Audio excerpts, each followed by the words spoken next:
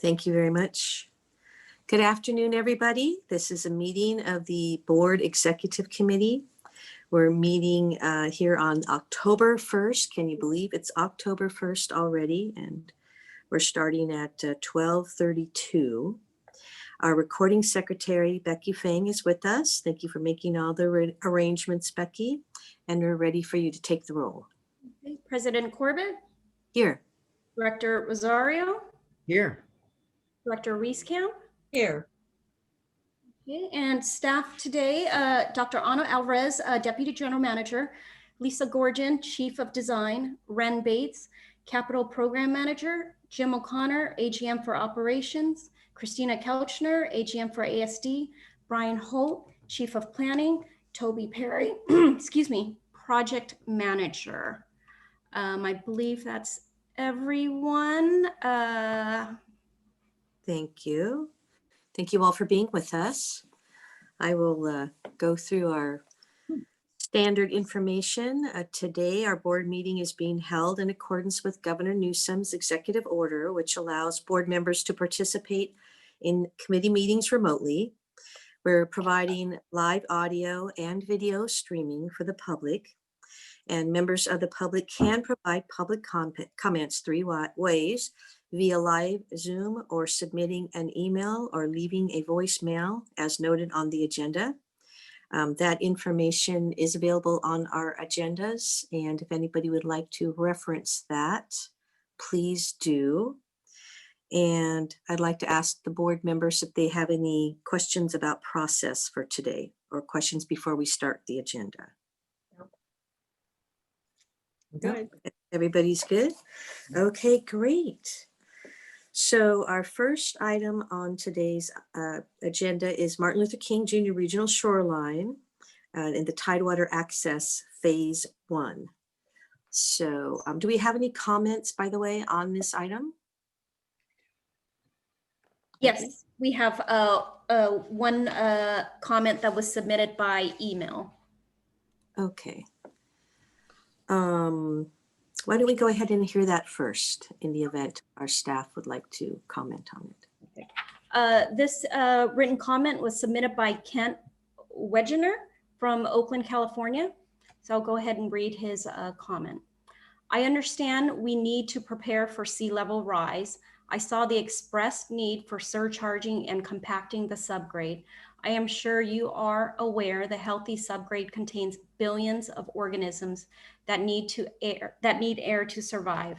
The disruption on topsoil, if heavy equipment rolls over it, may also be impaired by FlexiVan. Since the purpose is to create an estuary restoration cluster, I'm concerned this is a huge challenge to accomplish both objectives. I do not know the answer, but would hope the board would be very interested in hearing from Jim O'Connor's team how that trade-off is possible, and if the vendor contract has the requirement to execute accordingly. Thank you very much, Becky. And I understand our staff has already responded to that in record time. The letter came in this morning and they have already provided a response to Mr. Wegner. So thank you very, very much for that. And if you would like to go ahead and start, I'm not sure who is kicking this off. Is it you, DGM Alvarez? Oh, Dee has a question. Yes. Can we hear the response? Oh, yes. Perhaps it can be covered in the comments of the staff. I think they'll be speaking to it. Does that sound good, staff? Good. Yeah, they can address it. I know they're going to cover that in their report today. All right. So, Lisa, are you going first? Yeah, thank you. Good afternoon, directors. My name is Lisa Gurjun, Chief of Design and Construction. I'm so happy to be here this afternoon. And to introduce this item, Ren Bates, the Capital Program Manager, is going to be giving the presentation, but I just wanted to take an opportunity to give a sort of a little bit of more information in working on this project, it was identified as a site to be improved in the 1977 land use plan. And while some things have changed, sea level rise is certainly one of them. One of the things that really hasn't changed is access to this park. And so we know that it's separated from neighborhoods by a large freeway and a body of water. And so while we're today here to talk about a request to advance this to the full board to move forward with phase 1, which will stabilize the site and get it ready for development, I do want to just mention, we think this is a great opportunity in the interim time to see if we can work with some of across the district with our colleagues in operations and our community partners to think about work on ways to better connect this park to the neighborhoods that are just sort of beyond reach. So we recognize that this is in an area that will really benefit from this park, but only if it's accessible. So I did just want to make that, just kind of highlight that. And then just again, that we're here to describe the phase 1 improvements and then looking for a recommendation to move that forward. So with that, I'm going to turn it over to Ren. Thank you very much. And welcome, Ren. Thank you, Director Corbett, President Corbett, and thank you, Lisa, for the intro. Hello, committee members. It's my pleasure today to be in front of you. I'm Ren Bates, Capital Program Manager, to present phase 1 tidewater update. And as Lisa said, ask for recommendation to move forward with our phase 1. Bear with me for a second while I put up the PowerPoint.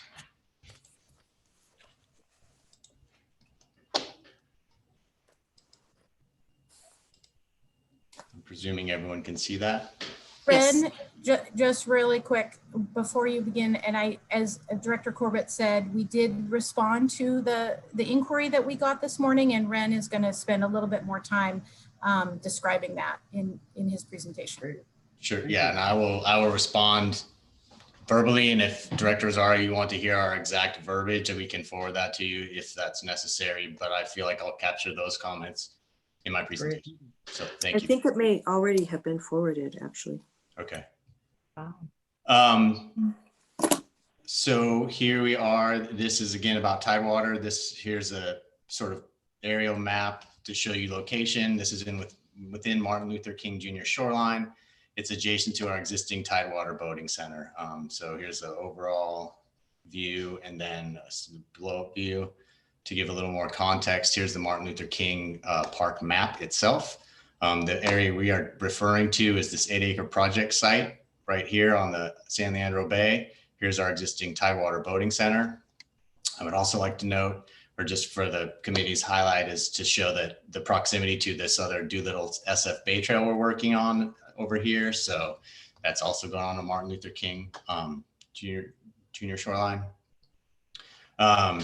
Here's our final concept plan. This will be the ultimate build out. Again, as a reminder, this is for phase 1. And when we brought this to the executive committee previously, it was determined that we needed to accommodate sea level rise. And so based on that, we will do phase 1. But as a background reminder, here's the final concept plan.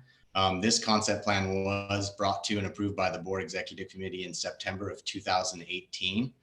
During that year, we had several public engagement facilities. We had some on-site meetings. We had a meeting at a different facility. We did a online survey, and all of those inputs were incorporated into the design. And as a reminder, this design incorporates sea level rise, a new parking area, a new play area, outdoor classroom, a restroom, and everything you see in color here. Other things to note is that you'll note here that this existing parking lot is being reconfigured. When we were developing this plan, it was highlighted by operations and staff that this did not function very well for the drop-off time for the Strokes. The Strokes, or Oakland Strokes, is a rowing club that uses the Tidewater Boating Center and is in partnership with the district. So we figured it would be an opportunity to reassess that and look at that. So this is final build out, but we're again talking about phase 1. Here's an image of existing site conditions. These are the boating center buildings. Here's the existing day area and the parking lot. It's currently gravel and not well defined. The other thing to note is that there is an existing fenced in area that is utilized by the Oakland Strokes currently for boat storage and parking. It is within the extent of this 8-acre site. So you can see the 8-acre site is pretty barren at this point in time. The San Francisco Bay Trail does exist and winds around the site. This site used to be used to store chassis for storage containers. So has an industrial history, this site, as you can see by the barrenness from this aerial image. Phase 1, here's a final build out of what phase 1 will be. So phase 1 is a preparatory phase. What we'll do is we'll import the fill for sea level rise resiliency. And then doing that, the other thing that we found out in building the Tidewater Boating Center is that this is on bay mud, more or less, because it is on the estuary, which makes sense. And so in building that up, this is backstory as to reason why we're surcharging. So in building the restroom building, that is, you can barely see it, but there's a restroom building here. They had to bring in lightweight fill because this is all bay mud along here. And so it would subside. And so in order to minimize that, they brought in lightweight fill, which is expensive.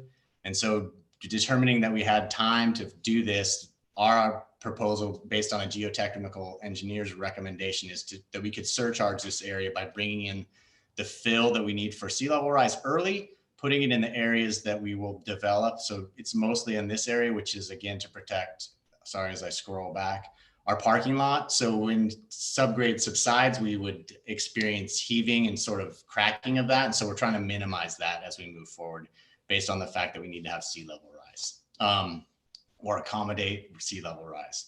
So we'll also relocate utilities. The utilities currently come down, the district has an EVMA easement. EVMA stands for Emergency Vehicle and Maintenance Access. This is a undeveloped dirt road here. I don't know if you can see my cursor here. And the main entrance is down Lesser, which is a paved road. And during this phase, we will relocate the utilities to come down Lesser. We have permanent access rights down this, so it would make it easier for us to maintain, and it'll put them underground and take them out of this area that's surcharged. Currently, a lot of these utilities run underground here from this area to the boating center. And so when we fill on top, there was concern that we would damage those infrastructure and utilities that were underground as we put more weight on them. So that's the reason we're relocating the utilities. We're also demolish this existing metal structure, which is out there. It is going to be demolished at this point in time. So that's the scope of phase 1 and kind of what we're doing. The intent to do this is, again, so that we can protect our future development, bring in import fill so that we can accommodate sea level rise and move from there. So in terms of moving forward and why we'd like to bring this to you, aside from updating the committee, is that we received a proposal from Preston Pipeline, who is working with the district at Oyster Bay. And we reached out to Preston Pipeline because import fill, the trucking and in-haul and fill itself is very expensive. And Preston Pipeline has offered to import fill at no cost. So in other words, they'll provide the fill at no cost and place it. So that was the initial phase, but then we realized we had these other aspects, including PG&E work. And Preston Pipeline is also an approved PG&E contractor, so they can do the install of PG&E designs and with that. And so in this way, it made sense to aggregate all this work together and do one project. The other thing that it allows is because the opportunity fill, because the fill is being placed at no cost by Preston Pipeline, it saves a significant amount of money from our engineer's estimate for this phase 1 work. So it's made sense to pursue this. The district had a working relationship with Preston Pipeline, and so that's why we were looking at a sole source for this development of this phase 1 work. Wow. In terms of, I guess this would be a good time to address Mr. Wegginger's comments. So in terms of, excuse me, sorry. I just said yes, please. Okay, yes. Thank you. Sorry. And so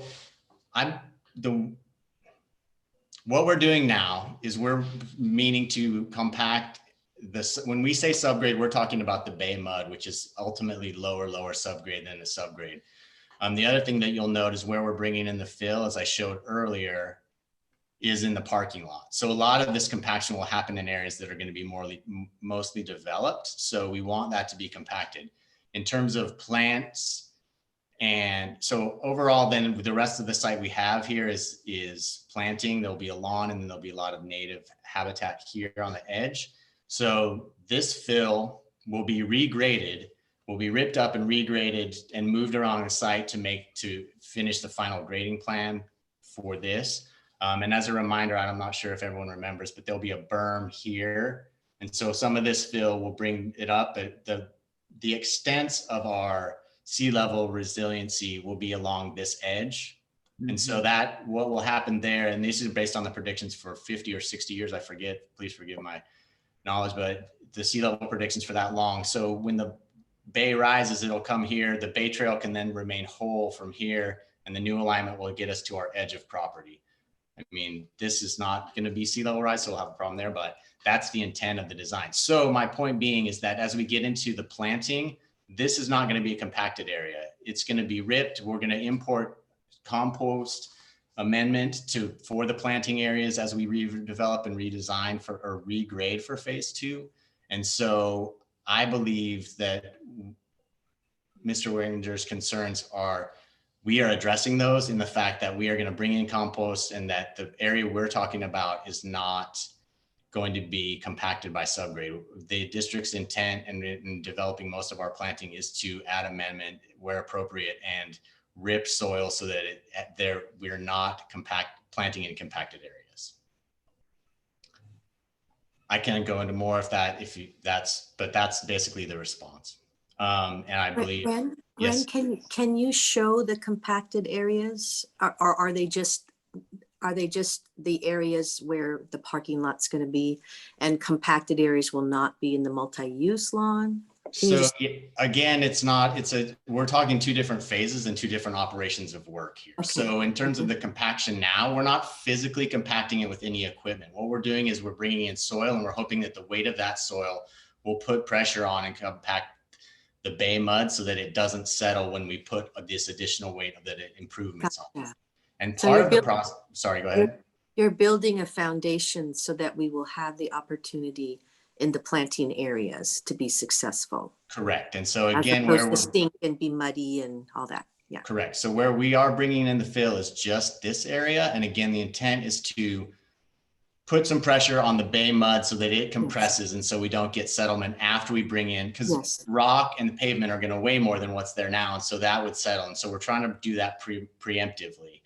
And then what we will do is that we will then relocate all of this soil, and we'll bring most of this soil up into this general area so that all of our developments in phase 2 and future developments will be above the predictions for sea level rise. So basically we're talking about all of this area, and this area won't be. So again, this is why we have the compaction area, or the import fill stockpiled here to act as a natural weight on the bay mud. So, and then when we build, we will compact the paving, because that's a standard practice for paving. You come in, you compact the subgrade, and you compact the aggregate base material, and then you pave on top so that it is solid. There will be no plants in here, so that is where we will compact. We will not compact any other of the soil out here. Most likelihood, we will come in and rip it, because as you can see, sorry, I'm looking for this aerial image. This is. And when you say rip it, can you explain? Sure, I'm sorry. That's a construction term. When they rip soil, they come in with a big tractor, and they have an attachment on the back that has big claws, and basically they drag it along. It's like plowing the land so that it removes the compacted soil that's there. This site again was a very heavily industrial site, and you can see it's been vacant for quite some time, and there's no plants growing on it now. So this is, to me, evidence that this site is very, very compacted.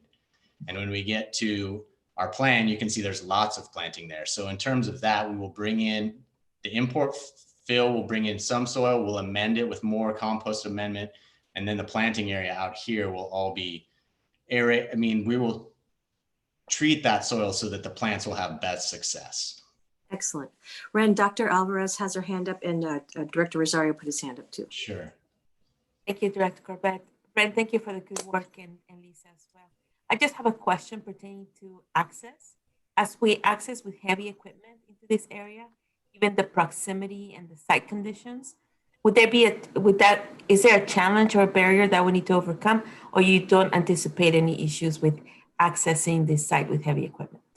I don't anticipate much problems with that. There's already Tidewater Avenue, which comes off High Street, which is north out of this picture. Maybe I can see it here. You can't really see it, but this is Tidewater Ave, kind of up here in this, up here. Sorry, my head is angled to make it fit. And Lesser Avenue is here.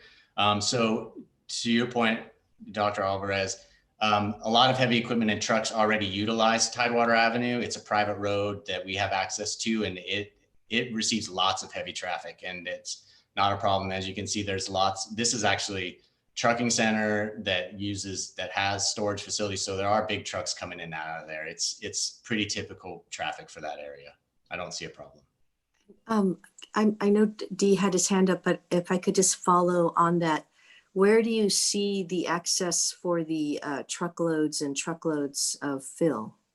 So they will either be coming, we'll probably work out and come down our EVMA access to minimize any conflict with the boating center at this point. So that hasn't been determined yet, but my suggestion is that we have them come down here because they can then import fill and not interrupt any of the activities that are happening at the boating center now. It will be helpful to know numbers of loads if we can, and also access prior to getting to the park. I'm assuming hopefully they'll access fairly directly off 880 and not have to head through neighborhoods. I'm assuming not, since the industrial area, but it'd be good to just take a look at that. Sure, we'll talk with them about that as their haul routes. I would presume that they would not want to drive through any industrial area or residential areas. There aren't a lot around here, and usually they have weight loads to minimize any sort of heavy trucking through those kinds of residential neighborhoods. Yeah, so hopefully it will be a very direct path off 880 and not. And that's contingent. Yes, it's also contingent upon where the fill is coming from, and well, yes, of course, we don't know where that is. So we should talk to them a little bit about that. We will. Okay, thank you, Director Rosario. Yes, I have one question, one comment. My question is the passive compaction using the soil. How long is that going to be allowed to sit before it's spread? So that's the other part of this, is that it can sit there as long as we need to. And our intent of having this and doing this work now is that we will be shovel ready for phase 2. So in other words, we'll have our utilities done, we'll have the import fill done.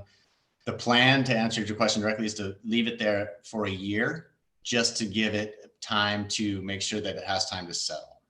Okay, great. And do we believe our partners with, I forget their name, Pipeline, will be able to deliver the amount we need within that time frame? In other words, we won't drag out the project because they're not prioritizing loads to our site? That is correct. They've stated that there's ample fill that they could bring into the site, and that they will do it in a timely manner, and that the intent is to not, the import fill, I believe, will be the quickest, and the utilities will probably be the longer part of this project. So we give them a time frame within time? We will give them working days. Yeah. For when we get into contract, we always give the contractor working days and a certain amount of time.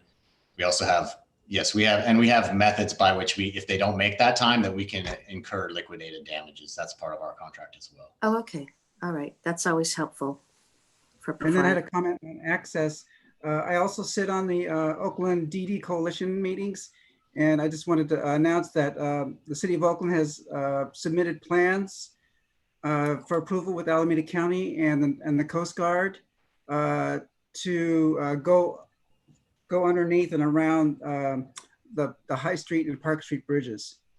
And the plan is to leave the existing catwalks there and then to go out another 10 feet, which the Coast Guard seems to think we can do, and build another walkway around there and circumvent the top of the bridge. So keeping our fingers crossed, we think that'll be a great connection for the Bay Trail, because the Bay Trail is just right up there. High Street is right up there.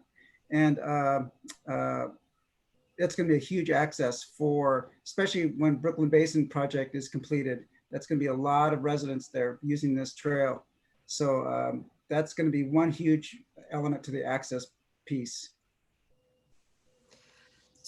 Do you think maybe we can have a presentation later on as we're planning this site to take a look at those access issues, get the information that Dee has shared with us, and sort of get some maps so we can start looking at, you know, where the surrounding areas are. I don't even know, is that photo map, does that allow you to zoom out at all, Ren, or is that? No, it's a slide on a PowerPoint. It's not real life Google Maps. Yeah, because it would be good at some point to have a photo map that shows us where the bridge is, and then where the closest neighborhoods. I mean, obviously there's neighborhoods across the water in Alameda, but the neighborhoods in Oakland on the other side of the freeway and all that, you know, we keep talking about this as an urban park that is available to our urban neighbors, but we really have to be serious about making that happen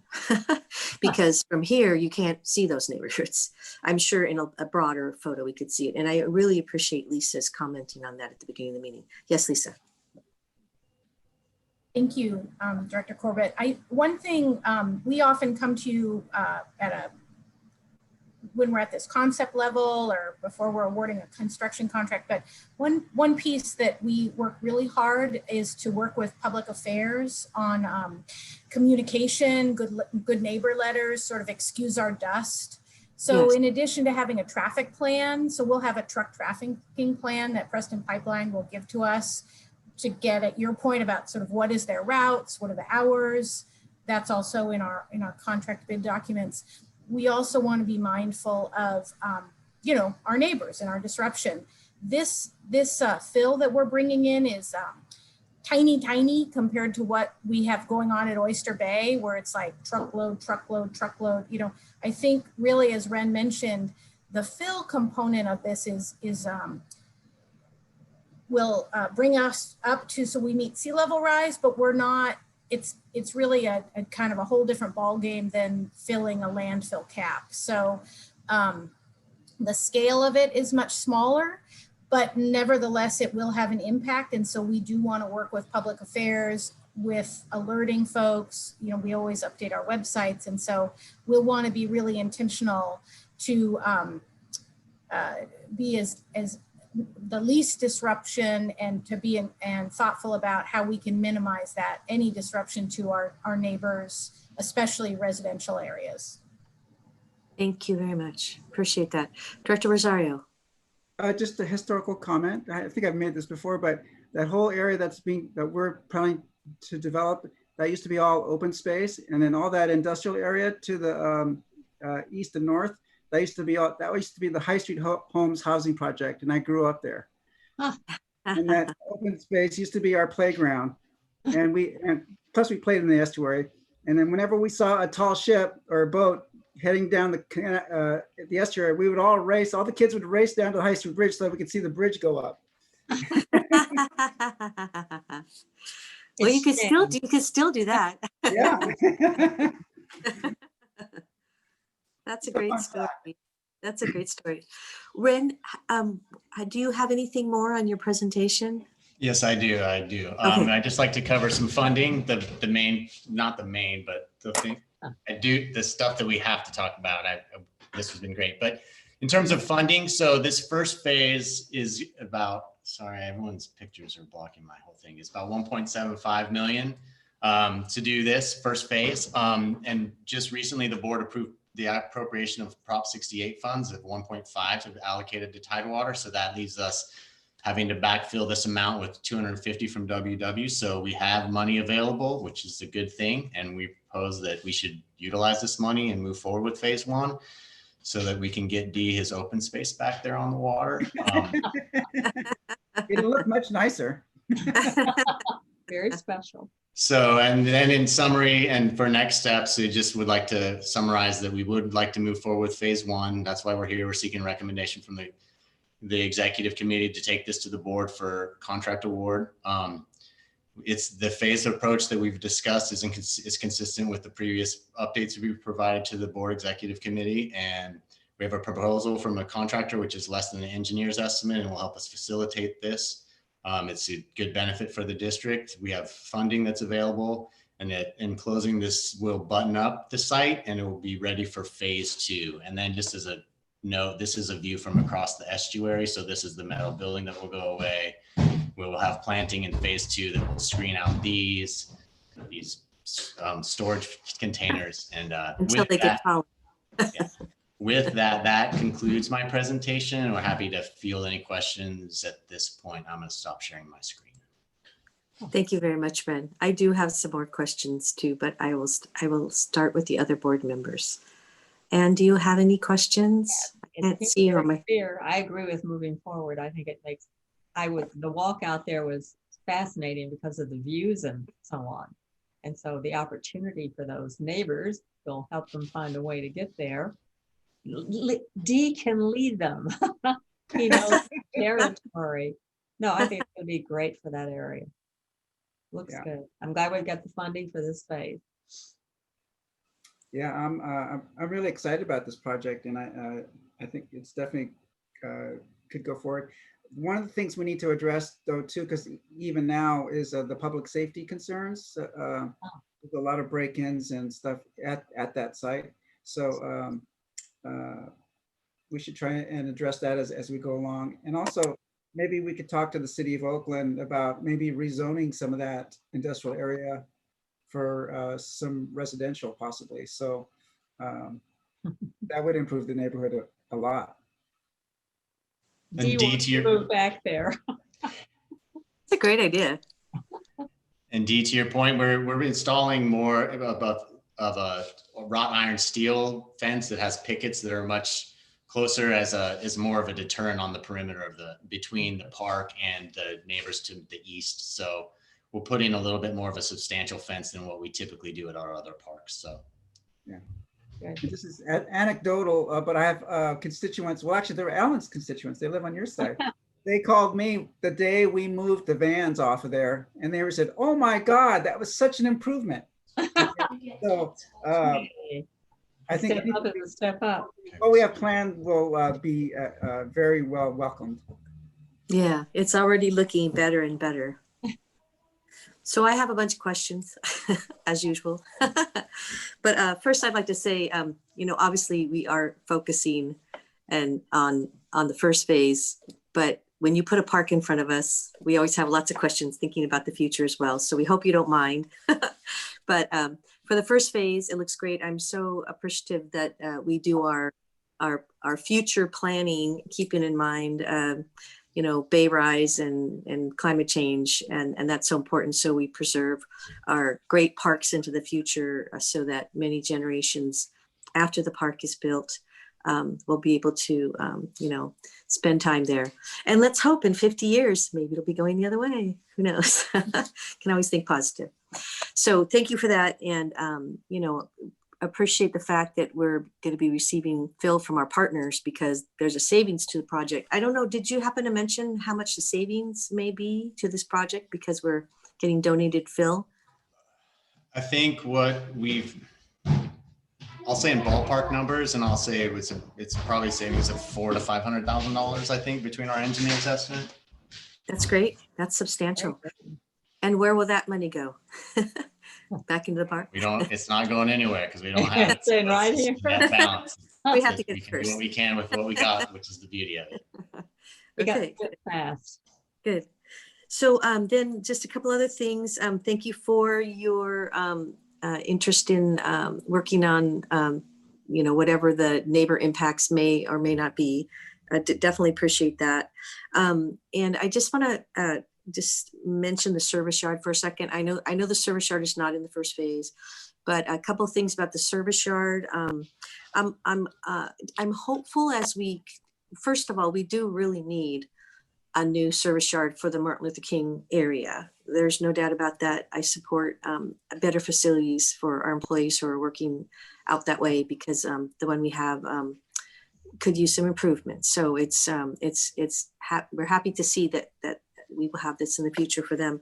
But I did want to just mention, I hope as we continue to plan that we take into consideration the siting of Corp Yards and what sort of equipment is staged at these Corp Yards. So we don't end up with situations where we have a whole lot of nice equipment someplace, but it's really at a distance to the places where it's used. You know, I think it's really important to have plans to determine, you know, how much drive time is required based on where you're siting your equipment. So if we end up with a really nice Corp Yard, but the equipment is driving up and down 880 all day long, and our workers are stuck in traffic all day long, that's not a good thing. So I guess my pitch is that we do some logistical planning in the siting of Corp Yards into the future. And I'm particularly concerned about this one because it is isolated.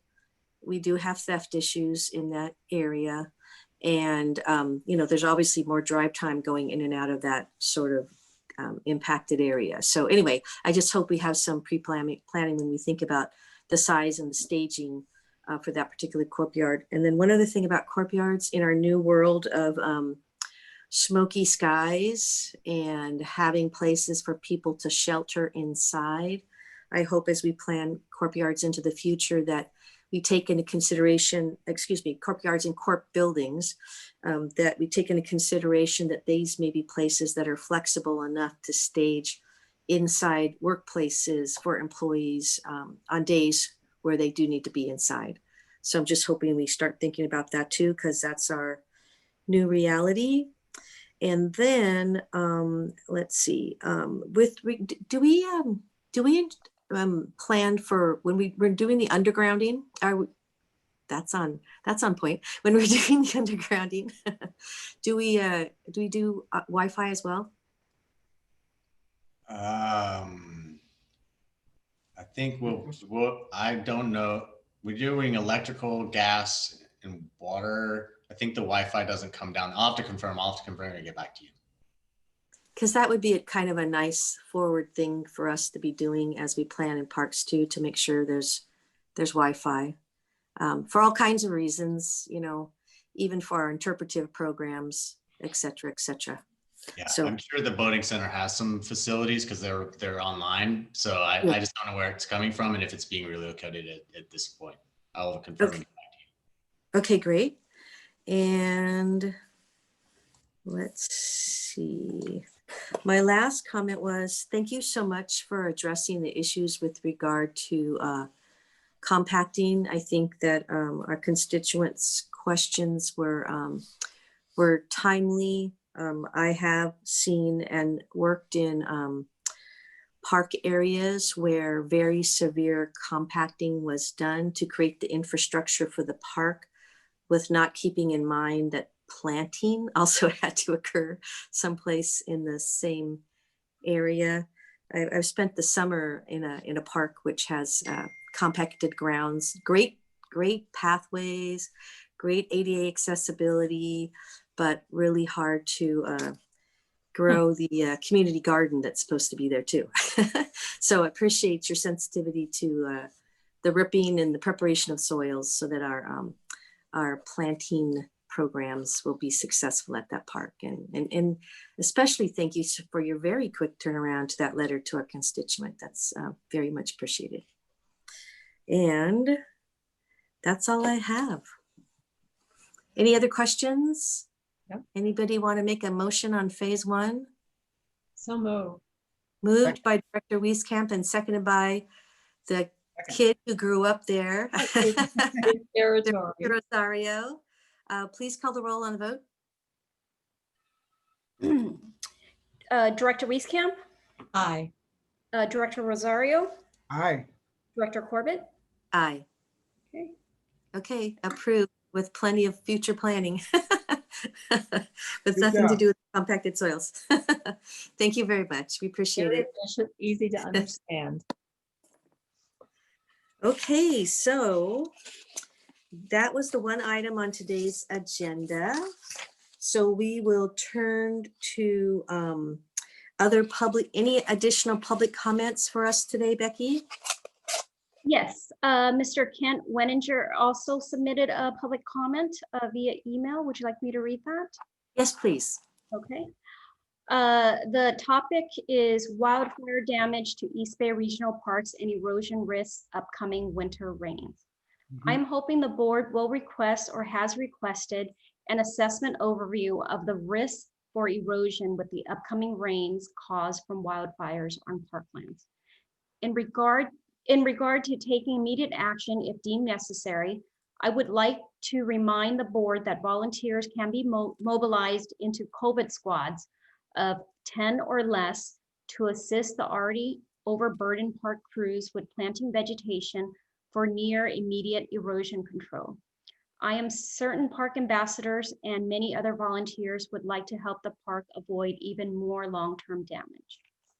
And that's all the public comments I have. Okay, thank you very much, Recording Secretary Feng. Appreciate it. Board members, it is now time for board comments. Who would like to go first? Anne has her hand up. I Director have a Wieskamp. question. Somebody was asking me about this Trails Working Group. Could we have a presentation on that at some time? Yeah, I think, let's see, is Christina and Brian are both on the line. Great. Would Good they timely like question to comment? ask them. Or would we just ask them to give us an update soon? Yeah. Okay, Sure, we'd be happy to bring back an update probably to the full board or whatever the preference is to have an update. We have had the first meeting and are getting ready for the next meeting. So it is happening and ongoing. And I think we have about 22 folks who are participating in those conversations with the facilitator. sounds good. To the full board, Anne? I think whatever, if they feel they're far enough along, it could come here first and whatever. But I just think everybody's always interested in trails. We know that. Okay, we'll leave it up to Christina Yeah. to determine what's best. What Okay, thank stage you so we're much. at. Okay, sounds good. We are hearing a lot about that, so thank you. Yes. Okay, Director Rosario. Yes, I've had, I'd like to bring about some possible topics for the executive committee. I didn't come up with this list alone. Beverly and I have been talking. Oh my gosh, there's trouble. Beverly, who doesn't want to add more things for people to do, Beverly? Well, I think, no, I don't, the intent is not to burden our staff, but I think there's some things that we, as an executive committee, have interest in and we should hear about. And one of the things we're in consensus with is getting regular reports on HR. And because, I mean, in the finance committee, I brought up the fact that we had over 30 vacancies, and it would be nice if we, as a board and executive committee, kind of had a handle on what those numbers are as the year goes through, and also we're also want to keep make sure that we're on track with our board resolution, and following through with looking into our barriers in promotions, barriers in hiring and promotions for our employees of color. And another is we're already getting planning.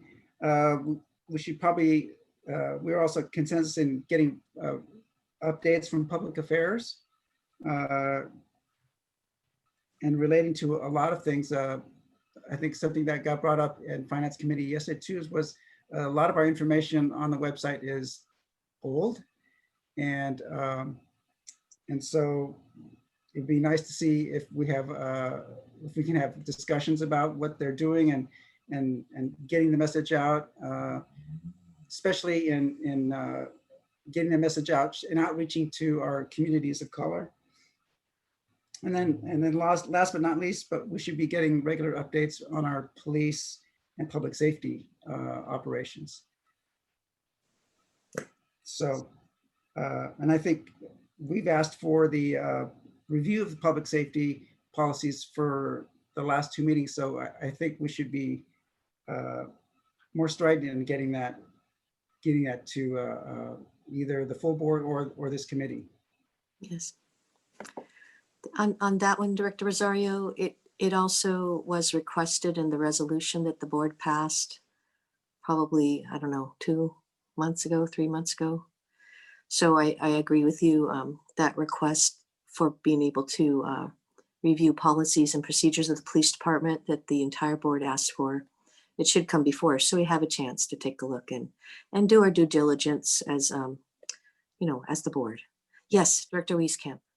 Oh, a long time ago, I asked for, and I know they're prepared to give the police department a presentation on how we go out and select our employees in the police department. Because to me, that is the critical first step in having excellence in your police department. And I was really impressed with the informal presentation I had.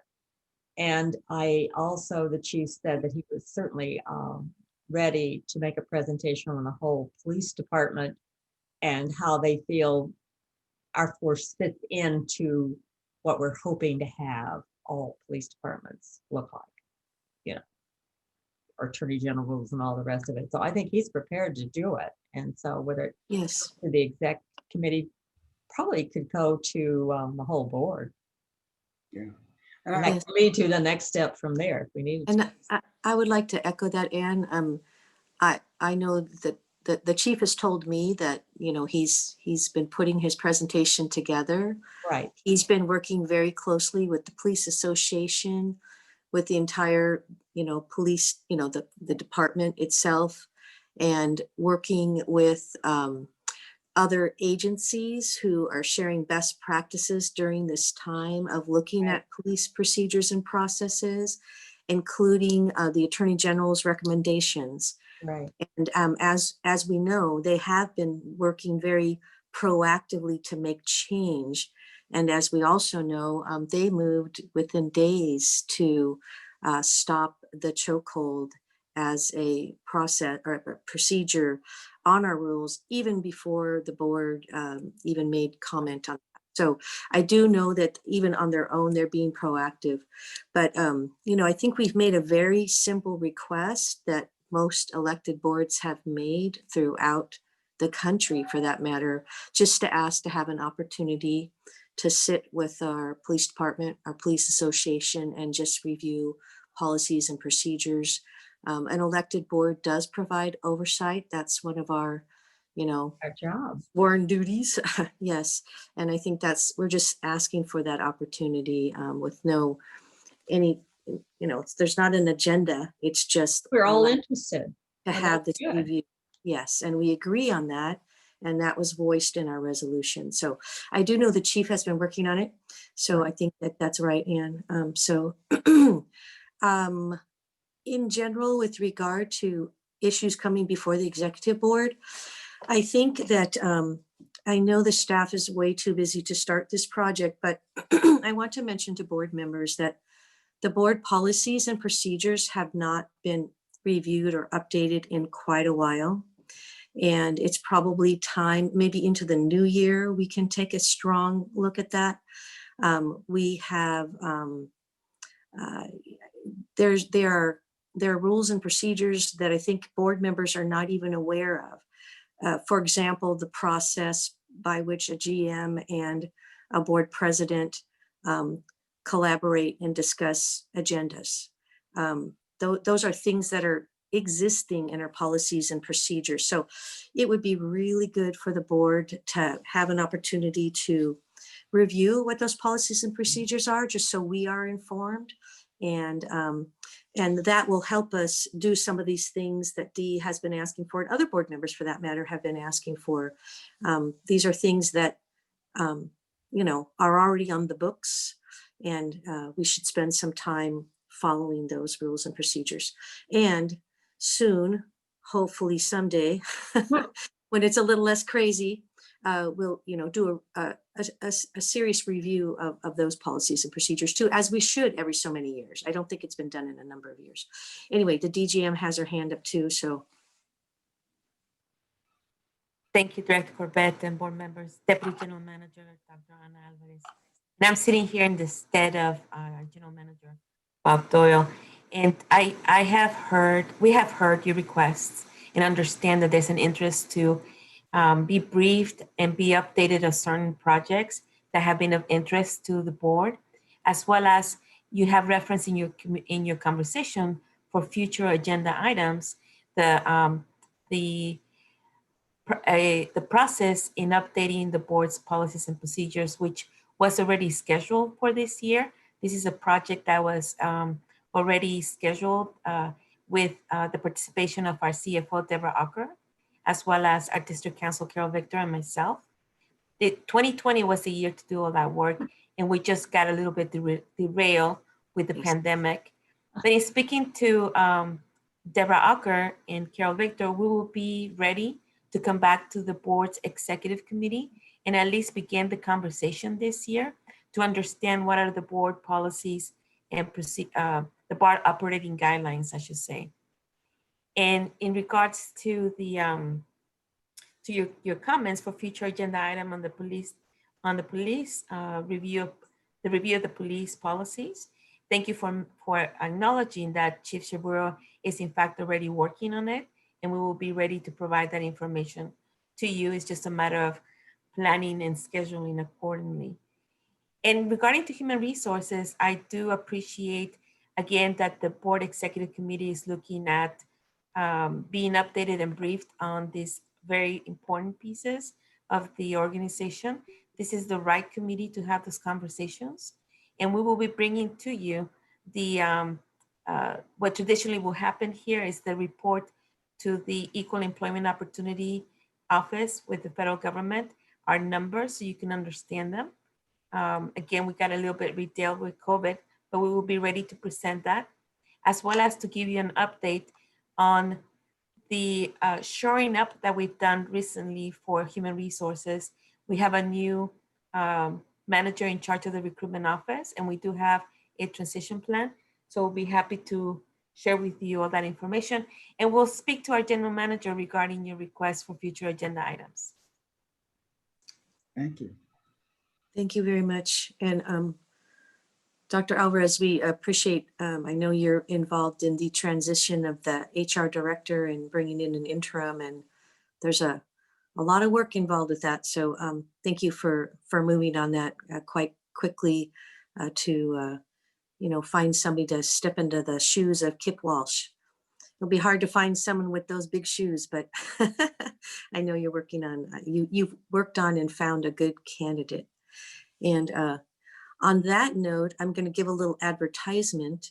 Don't forget, this afternoon, there is a retirement party on Zoom for Kip Walsh. And I may ask the DGM to say the details because I don't have them right in front of me, but this afternoon around 5 or 5:30, we will be saying thank you to Kip Walsh for her service at the Park District. So Dr. Alvarez, do you mind telling us the timing and the details? Certainly not at all, thank you. This is an event that will take place after hours, after work hours. It will be at 5:30 p.m. Everybody has the Zoom link, but if you don't, let me know. Happy to provide that with you.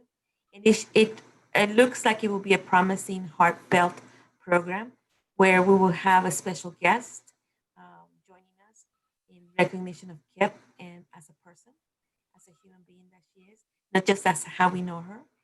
And we have two special presentations that we're hoping that will provide some joy and the appropriate level of recognition for someone who has left such an important impact in our human resource. I think of the Park District in three critical resources: the land that we steward, our fiscal resources, and certainly the people behind the mission of the East Bay Region Park District. So Kip was the steward of our people. And so we want to acknowledge her and thank you so much, Director Corbett, for the opportunity to do a shameless plug for that celebration. My pleasure. Thank you. Any other comments, anyone? All right. Well, thank you all very much. Maybe we'll see some of you a little later on this morning or this afternoon. Good to see you all, and be well and take care out there. Cleaner Thank you. air soon. Bye-bye. for Thank you everybody. to our wonderful staff. Take care. Bye. Thank you. Bye.